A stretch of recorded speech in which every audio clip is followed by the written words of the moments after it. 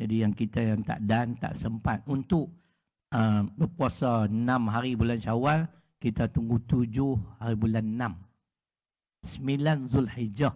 Sesiapa yang berpuasa pada 9 Zulhijjah, Allah ampunkan dosa setahun dulu dan setahun akan datang. Dosa apa tuan-tuan? Dosa kecil. Dosa kecil ni kita tak dapat elak. Pak Haji pakai serban sak mana pun kena. Ustaz warak lah tahu-tahu kena.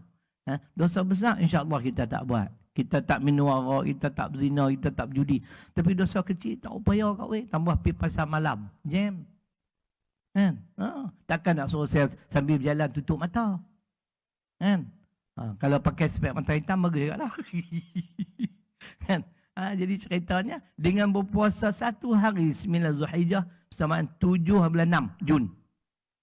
8 bulan 6 Aidul Adha. Nah?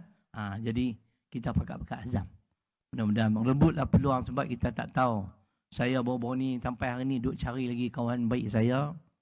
Sebab saya tahu dia dulu mungkin dia hidup susah sikit. Lalu ni bergantung pada anak. Jadi ada 2 orang lah. Jadi saya try tu kontak seorang tu. Kontak umurnya meninggal dah.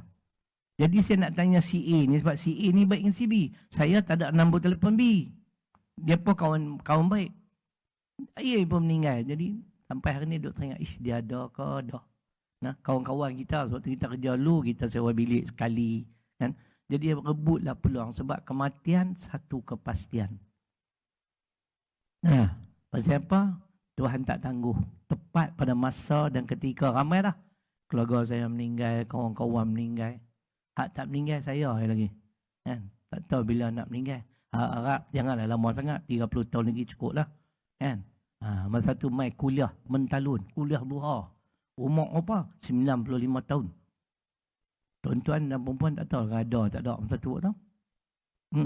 Kita tak tahu. Kalau kita tak rebut lah ya Rabbi. Tanam azam, aku nak puasa.